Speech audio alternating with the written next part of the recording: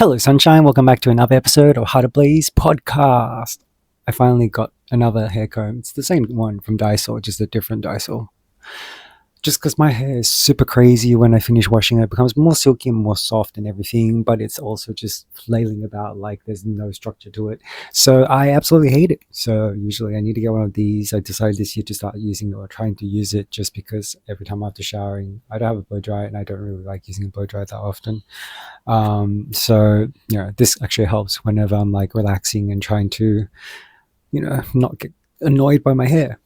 So if it looks like I'm balding or something, that's the reason why. Now you know. Anyway, so today's episode is a pretty special one, and I guess like part of me, I'm always happy to share like the knowledge and also like sort of about the learning curve of like creating podcast episodes, because it has been a very drastic one for me. On at least that's all I can really speak for.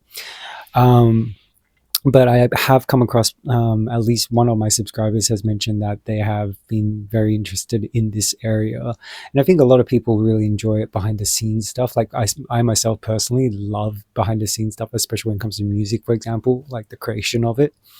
And part of me did kind of consider, I was like, oh, maybe it's too soon to be doing a video like this, but I realized that I have already done a video where I talked about my sort of learning curve, but I think I never talked about the sort of technical side of things, like learning all the different apps and how they could help.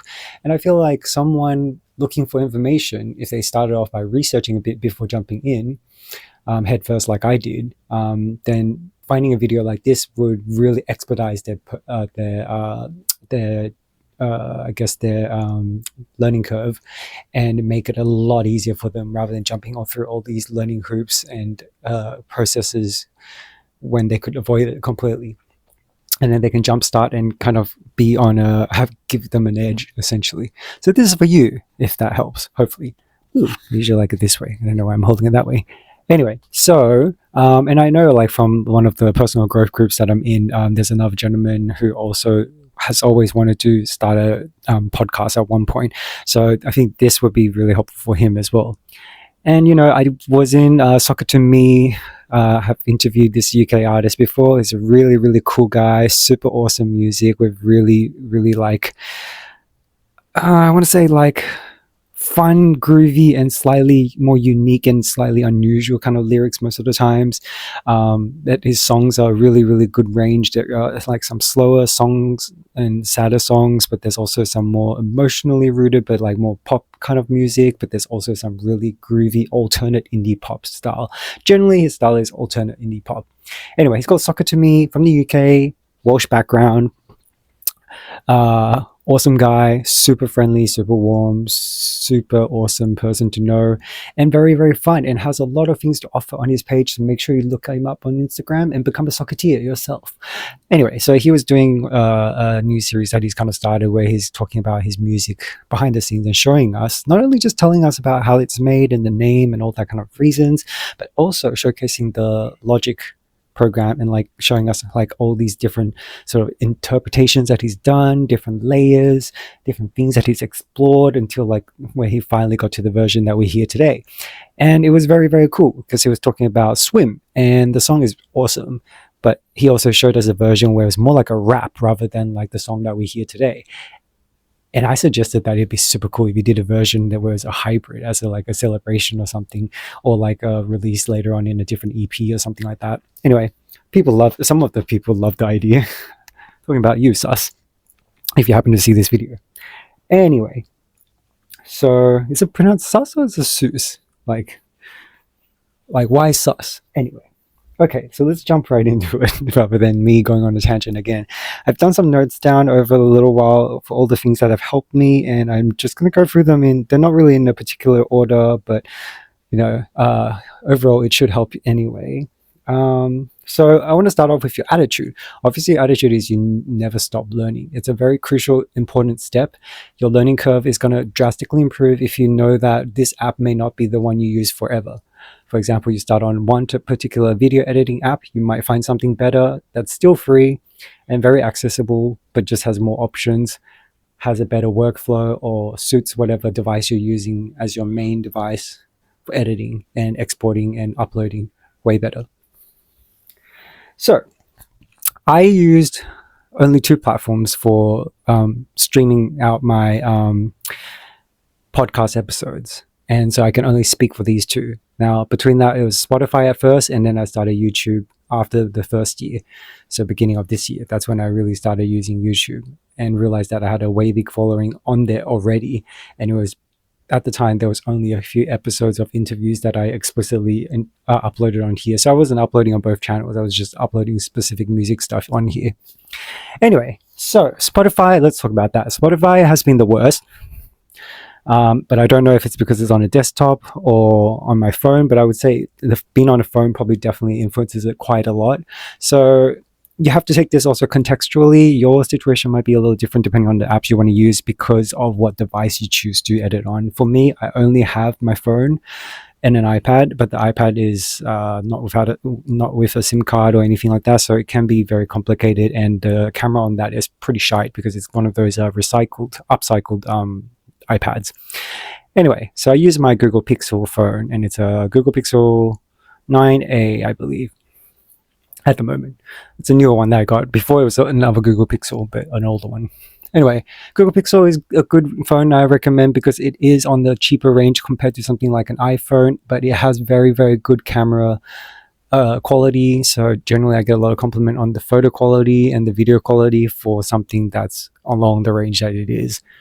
And you can also obviously purchase it at a sort of like an incremental plan, so you don't have to pay it off all at once for people like me who's broke. So Spotify, the issues that I had, and I will start off by reminding everyone, if you don't know or if you're newer to me, so I started in 2024. About April was when I stopped working at my old toxic workplace cafe for 10 years that I worked at, and I think within about a month or two I had already started to invest a bit more time in it. I believe I started the podcast a little while already before I left the place, but it wasn't something I was taking that serious. I was just like having fun with it and trying to find something that made me feel a bit fulfilled again and a little bit less burnt out. It's probably more like an outlet at the time. So I started off on Spotify because I already have a Spotify account and I love listening to music on there, and music's very important to me. And I just wanted to play around, be more creative, and do a bunch of episodes, have some fun, learn new things, experience new things, because I haven't done that for a very long time. Now, I would say for me, Spotify on your phone device, it's extremely, extremely bad. Is the only way I can describe it. It honestly is. So for example, when I'm doing all these different platforms, so currently I'm on TikTok, Spotify, Instagram, Facebook, and YouTube. And before that I was on Spotify as well. So that's 5 platforms. All of the platforms are extremely fast during the uploading process and editing process. It's only when it comes to Spotify that I have to sit down and be extremely frustrated and wait out a huge amount of time and waste a huge amount of time just waiting for it to do exactly the same thing as all the other platforms, which is why I do not recommend it. Maybe on desktop it might be different. Let me know if you have used desktop for editing and it's significantly better. But here are the issues that I experience. One is when you're uploading, you have to stay on the page. If I stay on the page, it's still pretty slow, but the upload is generally at least more consistent. And your Wi-Fi obviously plays into that. But I have noticed if I go off the page and I start doing some stuff, or if I just watch some videos on Instagram, if I forget about it for maybe 10 minutes or something, come back to it. And generally, anything that's 30 minutes or longer will take about 20 something minutes even to upload sometimes, depending on your Wi-Fi again. And it would just refresh the page and then it would start all over again. Sometimes if the file's too big, generally for interview kind of videos, I will have to downsize the file once I've exported it from the program, because it just can't handle anything that's more than 1.3 gigabyte or so, or 1.5 gigabyte. Around that size, it starts to struggle already. It glitches, it will say error, and then you have to start again. But generally, that once you start again, eventually it will just say error again. I've had enough experience that I can say that for sure. So if you start experiencing those errors, probably need to downsize your file. So what else?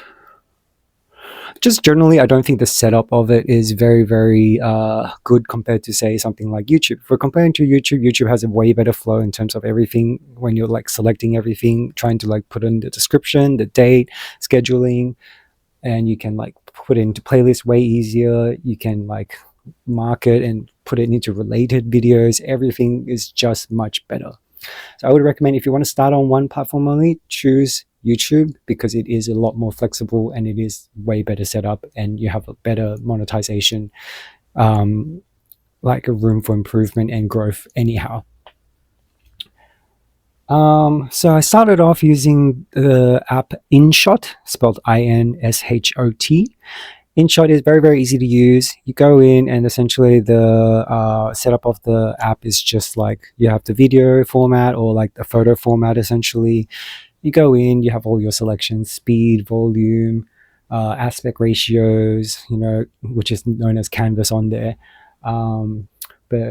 And exporting options on the top right. Everything's pretty simple. There's not like a huge amount of super complicated kind of, I don't think it does like captions and stuff, but it's generally all pretty simple and straightforward. And I do find it's a very good app if you want to kind of downsize your file size. So for example, if I do a big interview, when I was trying to put it on Spotify, I would do an extra step. So I would take it out of CapCut, which is what I'm using now currently, and then I would have the final file and I'll put it through into InShot. Then I would do 720 again and then export it, and then the file would drastically decrease, but keeping mostly a pretty good and consistent quality. And InShot is good to keep around. I still keep it even though I'm not using it much anymore, especially after not using Spotify. I very rarely need to use it, but I use it for some photo editing sometimes as well. You can go into other apps or like websites that do it better, but for something quick, it's actually pretty good because you can do layering very, very easily, just kind of like the way you edit videos. So I like that familiarity. So I have used it to design my lanyard, which you see down there. Let's show you. Boop. So yeah, so for example, this is designed in InShot. Very, very simple. I just went on Google, got a white background, got a colorful background or gradient background, designed all the text, screenshotted all the pictures, layered them as PIP or what do you call it? Basically, they're layered. I suddenly forget the name. I should know that. But it's basically the option for layering something on top of your main layer, if that makes sense. And then same with the bottom little icons for all the platforms. I know Spotify is still on there, but also just screenshots from Google and then just edit it and put it on there, and you just lay everything together. And obviously I have my email on there as well. I think a lanyard is definitely a must if you're trying to promote your channel, whatever kind of content creation you're doing. I think every opportunity, meeting new people, going somewhere, experiencing something, even if it's just for fun, it's good to have around. I have another version where it's kind of clipped to my belt with like an extending kind of string pull thing that I got off of Amazon. I'll probably link that if I can remember. And that also has some QR code scans on it. So, if I don't feel like bringing that is always with my like Opal cards and stuff, or concession card and whatever. So at least even when I forget, I still have that option. It's just to kind of expedite the process of, if someone says, oh, wow, that's really cool. What kind of like podcast are you doing? Blah, blah, blah. Oh, I'd love to sign up to it. Some people don't really know how to like search things up as fast. Some people don't like to use QR codes. So either way, both have like their pros and cons. Sometimes you'll end up still just telling people the name of or typing it in for them on their phone. Sometimes some people will take a screenshot of your QR code for later on. And some people will scan it and subscribe to you straight away. But it's good to cover all the options. Similarly, I do kind of want to even print some business cards, and that's in the making. I think that would also be good for much more sort of formal kind of business occasions or events that are more full of like business owners. Okay, now here are some other general tips for, I guess, like functioning when you're like doing editing and also managing your videos and such. I've got them listed down. So one is downsizing your file size. Like I said, InShot does a really great job at that. Caching. So if you go into the info, at least this is for Android phones because I use Android now mostly.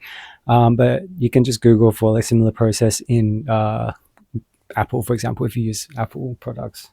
The caching, so go into info and you will go into all the selections of like the app, and you want to go into cache and you want to clear the cache fairly often in terms of things like Instagram. For example, Instagram sometimes will glitch or slow down and become very, very like difficult. And once you do that, it should flow really quickly again and have no trouble with uploading. So make sure you do that frequently, especially if you're having a lot of like video files. Like sometimes when I get very, very busy, I'm overloaded with a lot of video files. And while I'm trying to organize uploading it and storing it somewhere, I have to do that with Instagram in order to keep things from kind of like lagging or getting clunky. Scheduling is very, very helpful. Most of the apps and platforms will allow you to do scheduling ahead of time. For main videos, definitely scheduling is an option and doesn't really have any limits, which is fantastic. For shorts and reels, there are some limits. For example, if you do reels with official music, like mainstream music in particular, for example, if you use, I don't know, like Alex Warren, Britney Spears, or something like that, then you can't schedule it. That's just a limit they have. I don't really know what the difference would make, but apparently that's a thing. Having a coffee.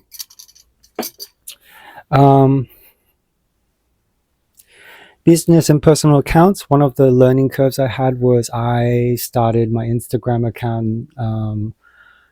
I think Instagram is a bit more lenient, but TikTok in particular, if you're doing a business thing like content creation, I would keep it a personal account because it will be more beneficial, especially if you like using mainstream music or such. Because, or I mean, if you like using music by music artists rather than like elevator music, because apparently TikTok removes that option completely if you start a business account. And that's what I did with TikTok, and that was very confusing for a very long time because I thought all the artists I know suddenly removed their music from the galleries there. But it turns out it's because, and thanks to Eli, my friend, who is a content creator and musician, told me that apparently that's because it's a business account.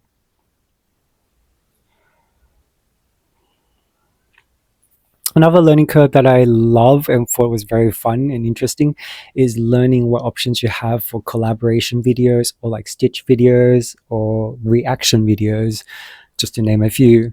And particularly relevant today, I noticed there's an update for Google Pixel 9a for the Android phone, and it has actually included a new feature which is specifically for that reaction video, which is really cool. So you know you have the screen recording option. If you don't, you go down from your main screen with like all your torch and all that kind of stuff. There should be a screen record button, and it often asks you, do you want to focus on one app or just your screen record, like in general, and also if you want to record the audio device, like the audio coming from your phone.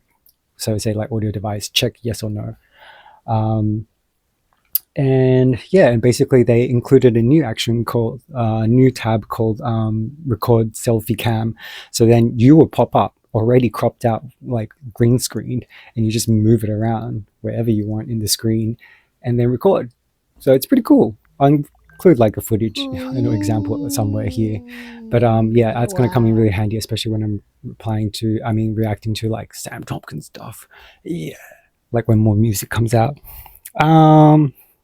Yeah, and other than that, you have collab options on YouTube, which is really good because there's just a whole section for that. And usually there is a bit of a learning curve. Like, for example, if you're like me, you like to react to music videos when they come out or music kind of related content, you don't necessarily want that feeding back while you're listening to it. So what you would do is you keep the video because it's still going to play the music, but you want to put on some headphones or earphones, and then so you can hear it and react to it in real time, but they won't hear like a lag, because then it's going to be like a double layer of it, but it'll be lagging and out of sync, and it'll be very strange.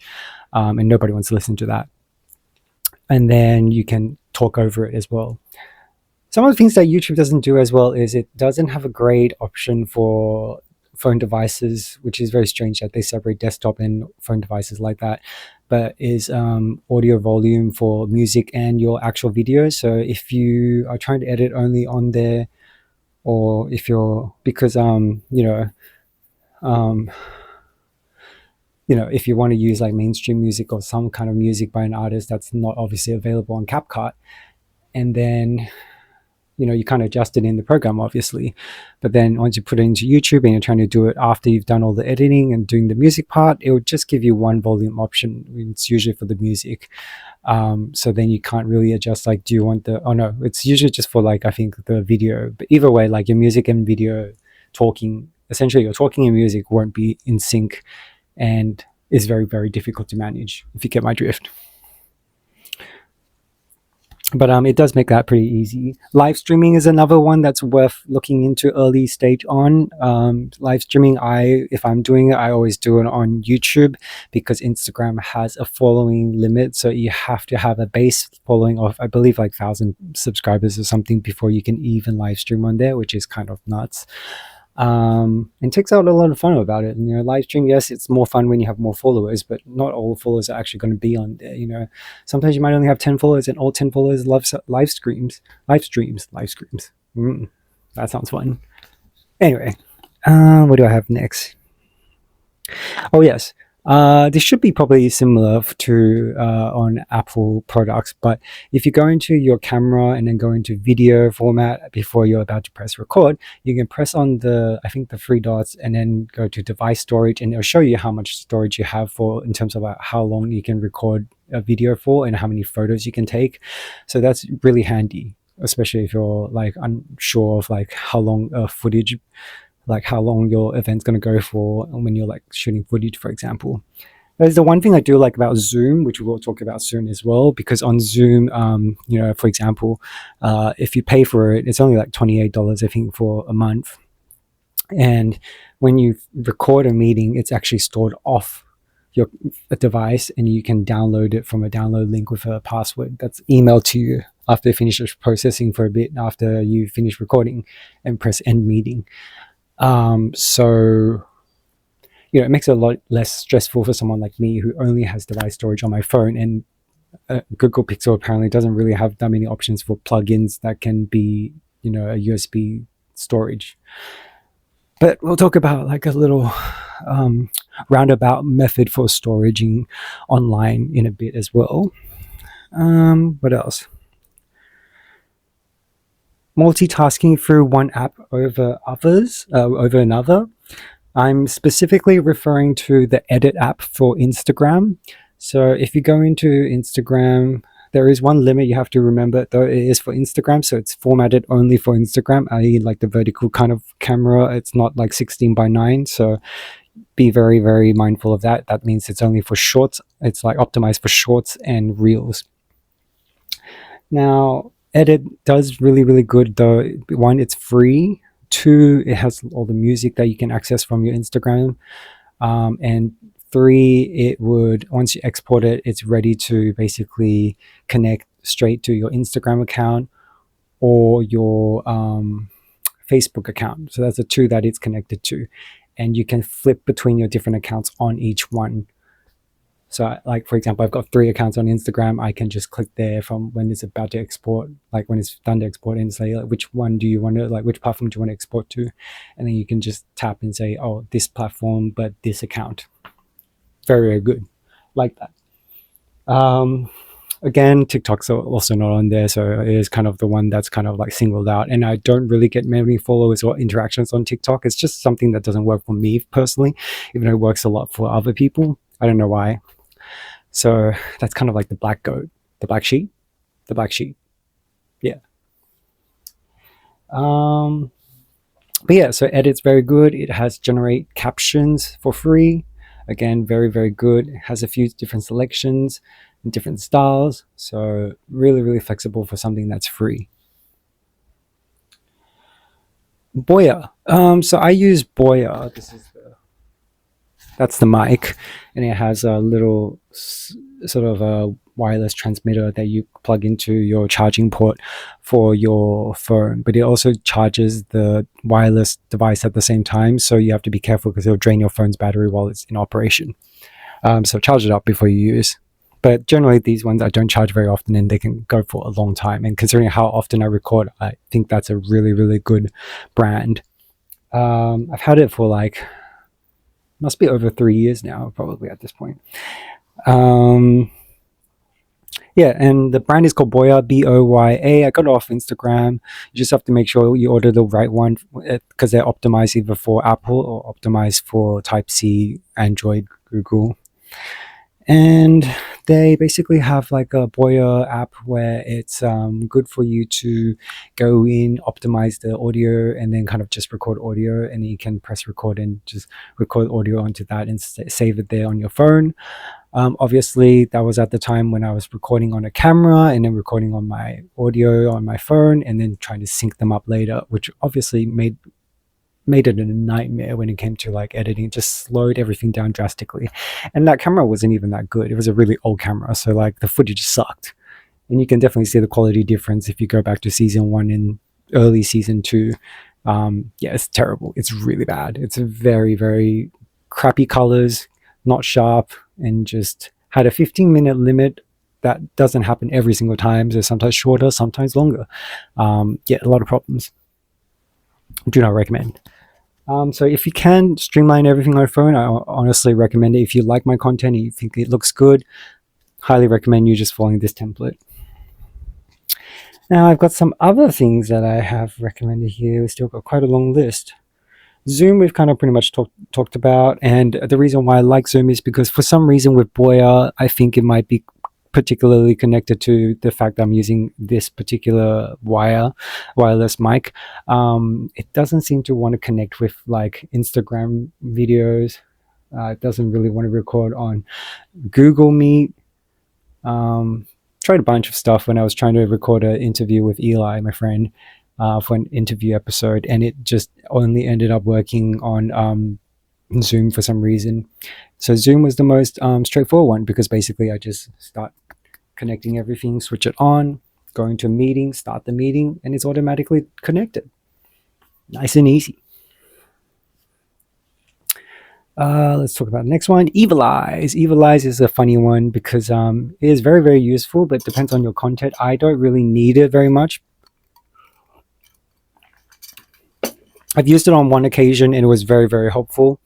So I think like if you're someone who often has to write scripts and read out scripts or read out a lot of material, it's basically like a news reporter's kind of app where you have the screen, you can dim out the screen so you can see the background, or you can fully like black out and see the like a backdrop, and you can select the speed of how the text roll out, how fast they roll out, and all that kind of stuff. And essentially you just look like when you're reading it, it actually looks like you're just looking at the people, the viewer.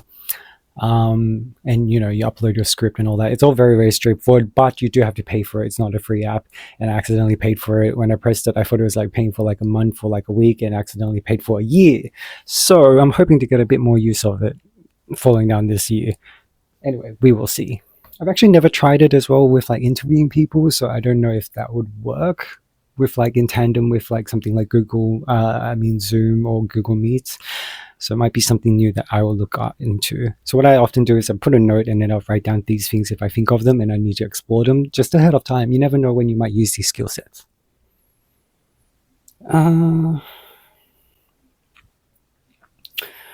Edits, yeah, expect to be learning things constantly in little sort of like fits. Sometimes you'll go for a while without having to learn anything new and get really comfortable and settle in, but sometimes they'll throw you a curveball and it'll be something that pops up for one particular type of video and you'll be like, God, it's making my head like explode. But try to keep a positive attitude and remember that all of this will come full circle eventually. Even things that you think are super irrelevant. It's pretty much the guaranteed thing that I've learned from my overall careers. And I said careers.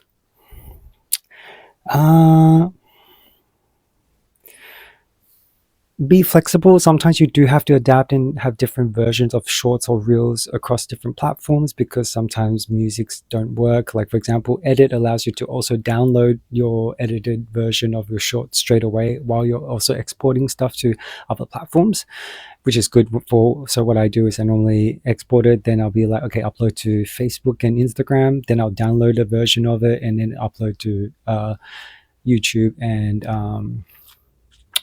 download to TikTok, and then I would download a version without the music and then go on YouTube and add in the music there just to avoid copyright issues, to make sure that the music's actually from there.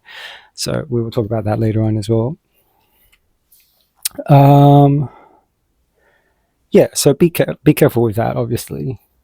I would say generally research all your platforms and its limitations before starting is always actually a very good thing. I really wish I did that, but we got there pretty quickly because of how fast I had to learn everything and how much I was producing. Mail system apps, haven't used this yet. I have been looking into it. There's not a lot of free ones going around, I don't think. But basically, I don't know if it's absolutely necessary for a podcast, but I feel like it wouldn't hurt to kind of incorporate that into part of my schedule. Basically, for example, Laylo is one, Laylo. It's one that you have to pay for, but it is really well used by musicians for kind of sending out pre-save links and letting people know when the music is out. I feel like you could do that for episodes. Helps to remind people because sometimes you just forget when you subscribe to a lot of things, which one is which and when is what, if you get what I mean.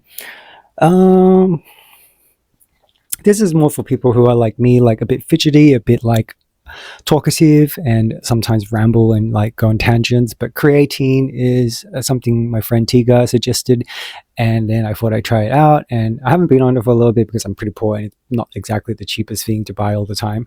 But you can get it from Coles. They have like gummies that are like creatine gummies that are like $30, sometimes like a little bit cheaper depending on the sale. And then you can have like, I think like 30 to 40 gummies in it, I think, in a bag. It's a pretty small bag, like this size.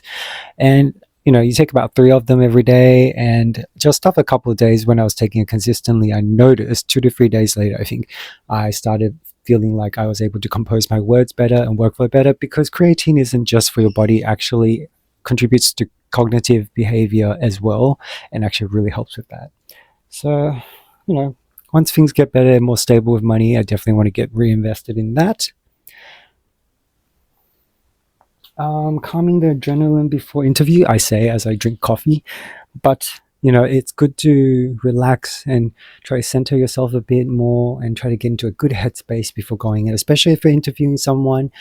And depending on the mood of the interview or the subject, it's good to kind of read through the subjects and the script. One of the things I also learned is it's good to have a script. It's good to know what questions you're asking, but you have to be more familiar with the material itself before going into, because a lot of times conversation flows in a way that it can jump around those subjects. So it could be question 1 to 17. You would not go 1, 2, 3, 4, 5, 6, and so on. You would probably go 1, 4, 16, 5, 8. And you still have to make it connect really well and flow really well for the viewer, listener, by asking the questions in the right way and segmenting it. That's the whole job of the host.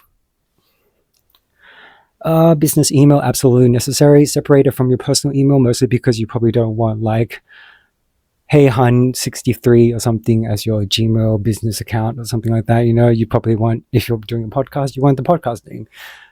It just seems more professional, and that impression is absolutely important when you're trying to make things impressionable at the beginning and make it work. The impression shows.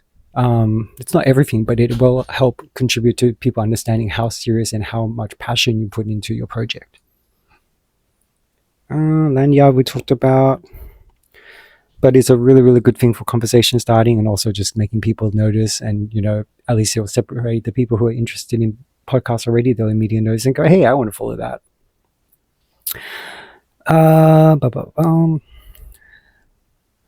Oh yes, this is very, very important. So pitching your idea, especially if you'd like to interview people like me, you have to reach out to people very often. I have notes for everything. So if you have a note app, which everything does, every kind of device, including Apple, keep as many info as you need to make things work and streamline in the future. For example, you don't want to write your pitch fresh every single time. You want a base pitch where it's the template, and then you can adapt and add in your personal touch to every person. And by that, I mean, I'm not cheating or anything. It's just the essential information is listed so you don't keep typing the same thing over and over again and losing time. But what you want to spend time on is telling people what kind of content they create, how you align together with your topic, how you appreciate what kind of things you like about them. Always start with a compliment and telling them how good they are, because that's the reason why you're reaching out, obviously. If not, then what are you doing that for?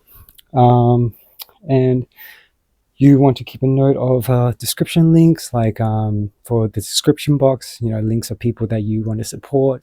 or things that supports yours, like, you know, PayPal or what is it? Some of them are like apps that just like allow people to buy you a coffee just to support you.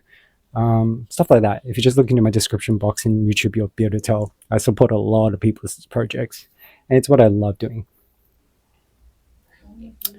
And then the other thing that I do is OneNote for interviewees that I want to interview. So accounts that I find on Instagram, for example, I'll list them all down and then eventually find time and I pitch a few of them, give it a break, wait for people to respond, then do a few more. There's another separate one for interviews that are green lighted. That's the title of it. So that's the ones that I have organized, and I can use that to kind of know who's coming up and what order and such.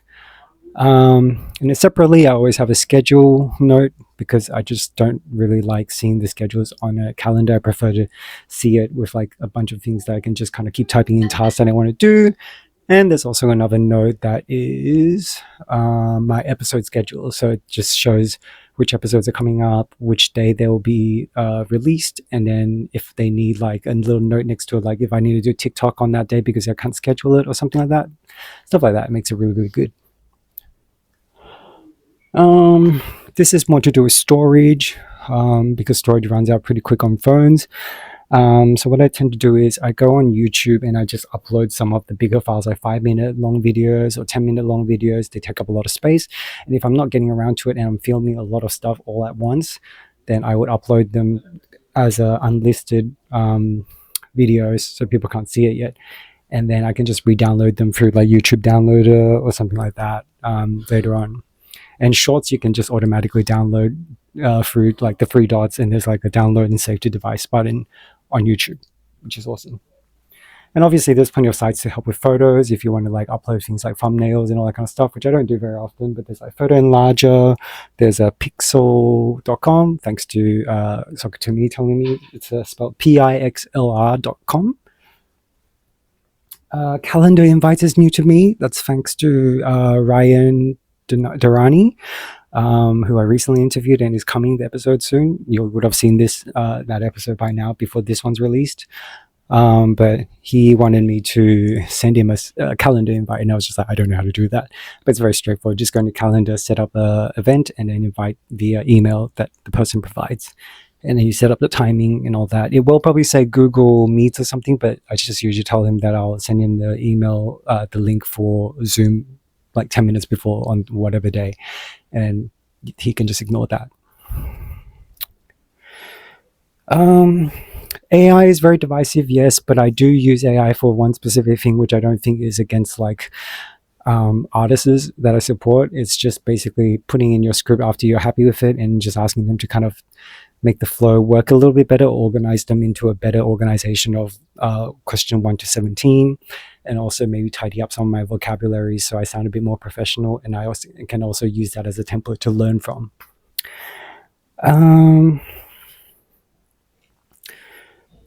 EP launch schedule, that's all done. Alarms, one hard lesson from season 4. I wanted Soccer2Me, who was my very first interview I ever had, which went terribly wrong because of technical issues. I've always wanted to make up to him for that because he's such a great guy, and he was already on BBC several times at that point. So I really was like, he deserves way more than this.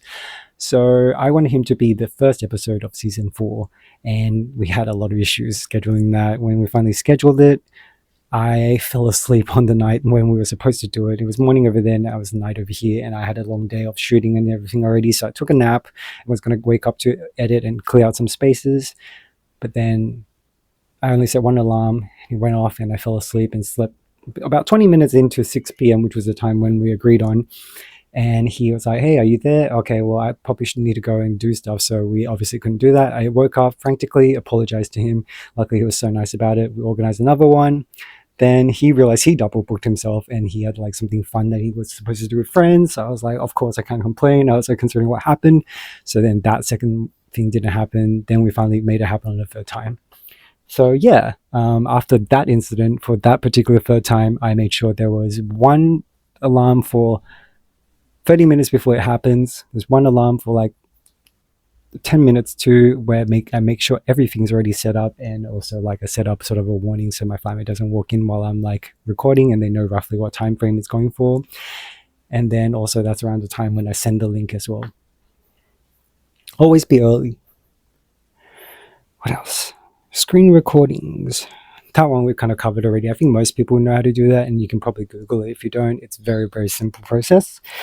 But again, whenever you're unsure about any technical stuff, find a friend that you can practice on and test it out. Make sure, like, especially with mic kind of stuff, make sure it works before you go into the actual thing, because it's a very expensive mistake.